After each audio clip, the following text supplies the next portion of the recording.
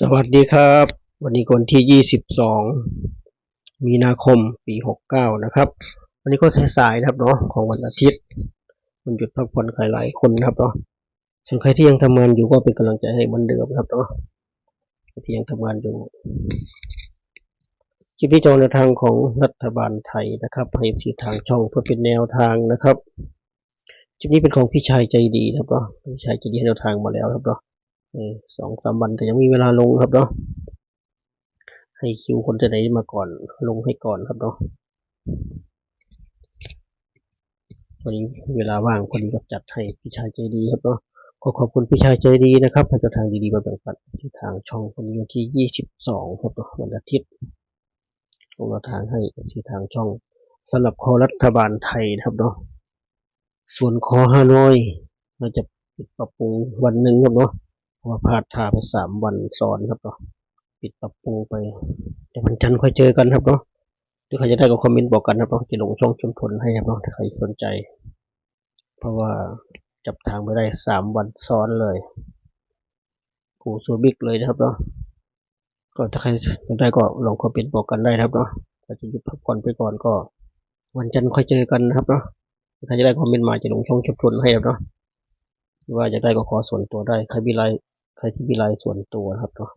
ก็เบอร์ไลน์ก็0838539149นะครับเนาะ0838539149นะครับเป็นเบอร์ไลน์นะครับเนาะบันทึกเบอร์ลงเครื่องก็ไลน์เด้งขึ้นบอกทักเข้ามาพูดคุยกันได้ครับเนาะพิมพ์ข้อความมาเนาะทักกันได้ว่างเข้าไปตอบครับเนาะสำหรับใครที่สนใจหรือว่าสนทนากันอื่นๆก็ว่ากันไปครับเนาะเบอร์นี้เป็นเบอร์เดียวกับเบอร์ที่ขายน้ำมันนวดสมุนไพรบุญนาคาครับเนาะเบอร์เดียวกันเลยทักมาพูดคุยได้เลยนะครับก็วันนี้ก็บันเทิงครับน้องประดาคลิปสุดเหมือนเช่นเคยของคลิปพาน้องนนท์ปั่นจักรยานออกกำลังกายครับเนาะที่สวนบางกระเจ้าครับเนาะสวนบางกระเจ้าจะพระประแดงครับเนาะปั่นจักรยานออกกำลังกายลอดอุโมงค์ต้นไม้ครับเนาะบรรยากาศดีมากครับเนาะสายรักธรรมชาติก็แนะนำเหมือนเดิมครับเนาะสายรักธรรมชาติสวยๆงามๆธรรมชาติร่มรื่นครับเนาะแถวพระประแดงครับเนาะใครอยู่แถวนี้ก็แนะนำนะออกกำลังกายเซลคนแถวนี้เขารู้ดีครับเนาะคนพื้นที่แต่คนเรื่อยๆใกล้เคียงก็สนใจพิมพ์ได้เลยครับเนาะสวนบางกระเจ้าครับเนาะบรรยากาศดีมากติดเจ้าพระยาครับเนาะบรรยากาศดีร่มรื่นครับเนาะอยู่ตรงที่เราทำถ่ายให้ดูครับเนาะตรงเขียวๆนี่ครับเนาะตรงสะพานภูมิพลตรงนี้เลยครับเนาะบรรยากาศดีมากครับเนาะริมเจ้าพระยาฝั่งนู้นก็เป็นพระราม3นะครับพิมพ์สวนบางกระเจ้าขึ้นแน่นอนครับเนาะมีคนปัญญาออกกำลังกายเยอะแยะทั้งวิ่งทั้งอะไรตัวนี้อะไรครับเนาะแนะนำนะครับสำหรับธรรมชาติวิธีให้อาหารปลามีนั่งกินขนมนมเนยหรือจะนอนก็ได้นะเนาะเสียบปูครับเนาะมาหินอ่อนให้นั่งบรรยากาศดีมากก็ถือว่ามาเที่ยวก็เดินทางคนเดียวตัวเหมือนเดิมนะครับเหมือนทุกครั้งทุกคลิปนะครับเนาะจะได้ไม่เบื่อธรรมชาติเจริญหูเจริญตาฝ่านะครับเนาะก็ดูผลของงวดที่แล้วนะครับเนาะของพี่ชายใจดีงวดที่แล้วให้มาบนนะครับเด่น7รอง9ครับเนาะเด่น7รอง9ก็เข้ามาเต็มแต่เสียดายเนาะเข้าตัวรองตนจับคู่ไม่มี09เลยเนาะเสียดายมาก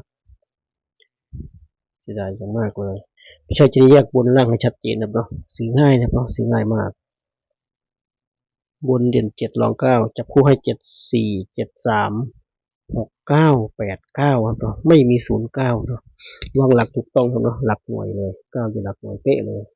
แต่ข้างหน้าเพิ่งเป็น0เป็น6เป็น8แทนครับเนาะเสียดายมาก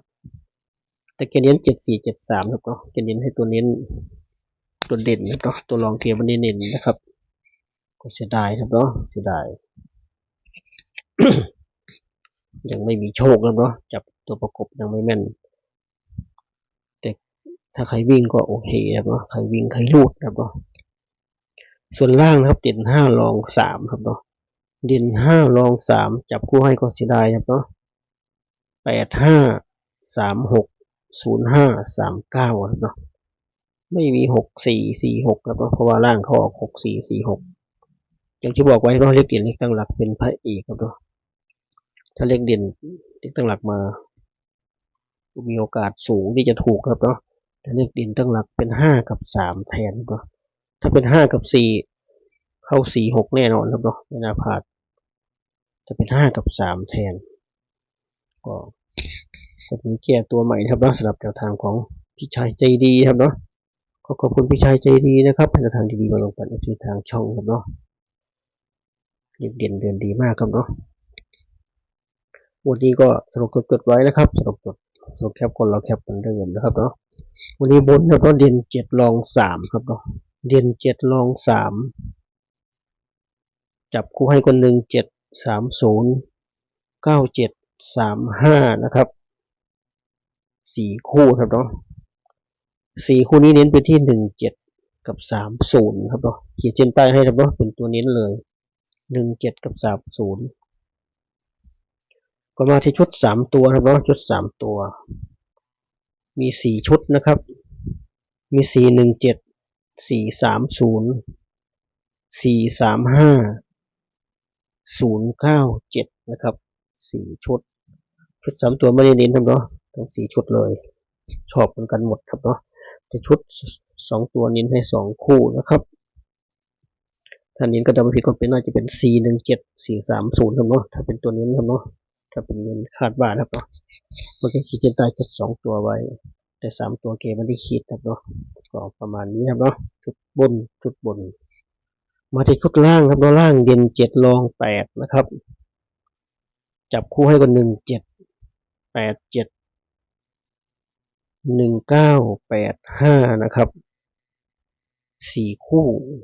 บน4คู่ล่าง4คู่เนาะล่างกับบนตัวเดียวกันครับเนาะเด่น7เหมือนกันเลยคาดว่า